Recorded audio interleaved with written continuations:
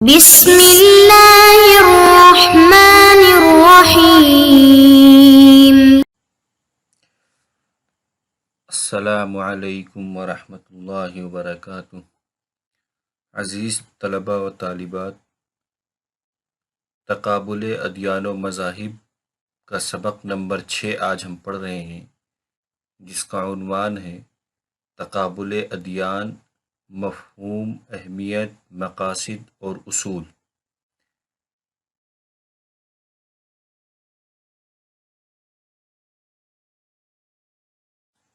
تقابل دو مذاہب کے درمیان کسی ایک موضوع پر چند مذاہب کے درمیان بھی ہو سکتا ہے، یعنی تقابل یا تو دو مذہب کے درمیان ہوگا یا کسی خاص موضوع پر چند مذاہب یعنی دو سے زائد مذاہب پر بھی ہو سکتا ہے۔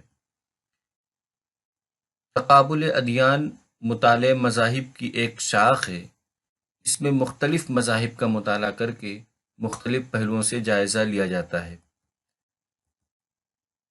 مختلف مذاہب کے بنیادی عقائد، عبادات اور رسومات وغیرہ کا ناقدانہ عادلانہ جائزہ کرنا تاکہ حق و باطل میں تمیز کی جا سکے، جس سے مذاہب کی خوبیاں خامیاں ظاہر ہوں، تاکہ جویائے حق کے لیے حق کو قبول کرنے میں روشن راہ نظر آئے۔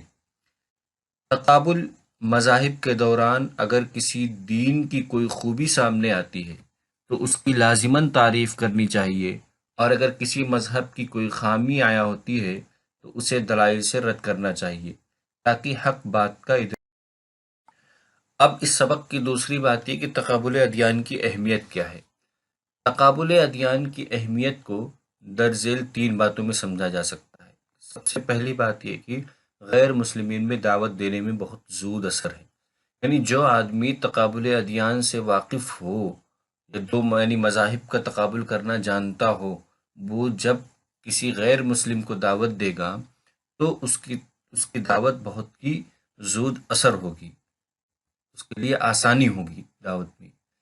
اور دوسری اہمیت اس لیے بھی ہے کہ جو محرف شدہ کتب سماوی ہیں، اس کی تحریف کو ثابت کرنے کا سب سے کامیاب ذریعہ تقابل ادیان ہے۔ یعنی جب ہم دوسرے مذہب کی کتابوں سے واقف ہوں گے تبھی ہم اس بات کو ثابت کر سکتے ہیں کہ اس مذہب میں کہاں کہاں تحریفات ہوئیں اور کس درجے تحریفات ہوئیں اور تحریفات کا کیا نقصان ہوا۔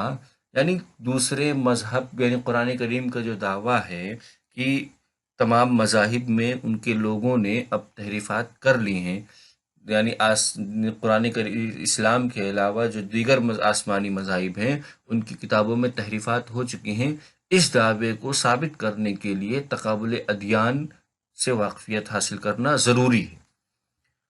اور تیسری بات یہ ہے کہ معاشرتی ہم آہنگی اور قیام امن کے لیے ایک متحدہ نکات تک پہنچنے کے لیے تقابل ادیان سے واقفیت ضروری۔ یعنی اگر ہم کسی ایک مخلوط معاشرے میں رہ رہے ہیں، اس معاشرے میں کئی مذاہب کے لوگ رہتے ہیں، تو ضروری یہ ہے کہ اگر ہم معاشرے میں امن قائم رکھنا چاہتے ہیں تو اسی ایک بات پر جیسے معاشرے میں امن کے لیے جو چیزیں ضروری ہوتی ہیں، خلوص، وفا، ایثار، یہ تمام چیزیں، کہ اگر ان چیزوں کو جتنے لوگ اس معاشرے میں رہتے ہیں اس معاشرے کے لوگوں کے مذاہب کی روشنی میں اگر یہ چیزیں بتائی جائیں گی تو یہ زیادہ زود اثر ہوگی، کیونکہ دوسرے مذاہب کی تعلیمات کو لوگ تعصب کی نظر سے دیکھ کر انکار بھی کر سکتے ہیں، لیکن جب وہی بات اپنے مذہب سے ثابت ہوگی تو اس پر وہ عمل۔ پھر پڑھتے ہیں تقابل ادیان کے مقاصد کیا ہیں۔ تقابل ادیان کا مقاصد 3 ہیں۔ تقابل ادیان مختلف مذاہب و ادیان میں جو تقابل کیا جاتا ہے اس کے 3 اہم مقاصد ہیں۔ سب سے پہلا مقصد یہ ہے کہ حق و باطل میں امتیاز۔ یہ تقابل ادیان کا سب سے پہلا مقصد ہے کہ کھرے اور کھوٹے میں فرق واضح ہو جائے، کہ حق کیا ہے اور باطل کیا ہے، یہ چیز کلیئر ہو جائے۔ اور دوسری بات یہ ہے کہ دوسرے مذاہب سے آگاہی، یہ دوسرا مقصد ہے۔ دوسرا مقصد ہے کہ لوگ اپنے مذہب کے علاوہ دوسرے مذہب سے بھی آگاہ ہو جائیں۔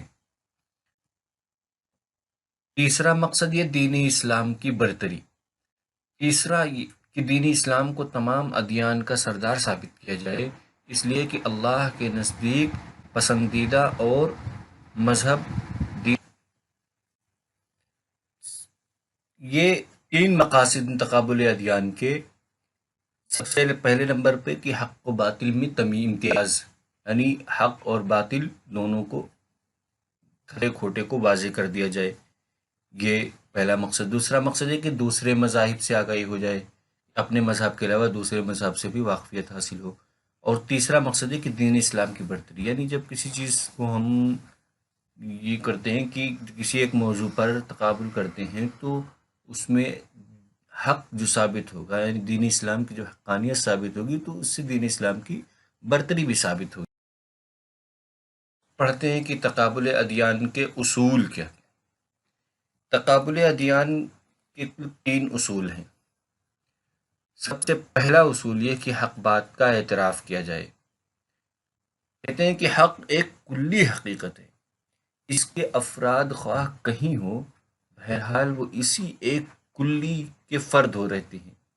اس لیے محقق کو چاہیے کہ حق ثابت ہونے پر اس کا اعتراف کر لے، اس کو مان لے، جیسا کہ حدیث میں ہے کہ الحکمت ضالۃ المومن حیثما وجدها فهو احق بها، کہ حکمت یا دانائی مومن کی ایک متاع گمشدہ ہے، اس کو جہاں بھی اس کو پائے وہ اس کا زیادہ حقدار ہے کہ اس کو لے لے، اس کو لینے کا زیادہ حقدار ہے۔ یہ پہلا اصول، یعنی محقق غیر متعصب ہو، محقق ایک دم خالی، محقق کے اندر یہ صفت ہونی چاہیے کہ وہ حق بات اگر دوسرے مذہب میں نظر آئے تو اس کا اعتراف کر لے کہ ہاں یہ حق۔ دوسرا اصول یہ ہے کہ محقق کو ہمیشہ غیر متعصب اور غیر جانبدار رہنا چاہیے، یعنی تقابل ادیان کے کسی متعلم کو کبھی یہ فیصلہ کر کے پیشگی نہ بیٹھ جانا چاہیے کہ اس کے پسندیدہ مذہب کے سوا تمام مذاہب حق کی روشنی سے خالی ہیں، بلکہ اسے یہ سمجھنا چاہیے کہ حق اور باطل اس کے سامنے ملے جلے آئیں گے، اور اس کا کام یہ ہوگا کہ اپنے قوت عقل و تمیز سے کام لے کر حق کو حق اور باطل کو باطل دیکھے اور ایک دوسرے سے مختلف نہ ہونے دے۔ دوسرے اصول کا مطلب یہ ہے کہ محقق یا متقابل ادیان کا متعلم ہمیشہ غیر متعصب اور غیر جانبدار ہو، اس کے اندر کسی قسم کا تعجب نہ ہو، کسی ایک کی طرف اس کا جھکاؤ نہ ہو، بلکہ جب وہ تحقیق کرنے بیٹھے تو وہ یہ سوچ کے بیٹھے کہ جب میں تحقیق شروع کروں گا تو میرے سامنے حق اور باطل دونوں آئیں گے، اور مجھے اپنی قوت عقل سے اس بات کا فیصلہ کرنا ہے کہ حق اور باطل کون کون ہیں، اس بات کو ثابت کرنا ہوگا۔ اس لیے اسے غیر متعصب ہونا۔ اور تیسری بات، محقق کو متعصب مصنف اور غالی متبعین کی تصنیفات سے اعتراض کرنا چاہیے، اس لیے کہ زیر تحقیق مذہب کے اصل چہرے کو دیکھنے سے پہلے ہی محقق کی آنکھوں پر ایک خاص رنگ کی اینک چڑھ جاتی ہے، جس سے وہ اس مذہب کو اس کے اصلی رنگ میں نہیں دیکھ سکتا۔ اس کا مطلب یہ ہے کہ محقق کو ہمیشہ وہ کتابیں پڑھنی چاہیے کہ جس کے مصنف غیر متعصب اور غیر جانبدار رہے ہوں، کیونکہ متعصب اگر آدمی کا جو کتابیں جس ماحول کی کتابیں پڑھتا ہے اسی حساب سے اس کا ذہن بن جاتا ہے۔ اگر وہ متعصب اور غالی متبعین کی کتاب پڑھے گا تو وہ بھی اس کے اندر بھی غلو ہو جائے گا، وہ بھی متعصب ہو جائے گا، اور خاص قسم اس کا ذہن ایک خاص قسم کا۔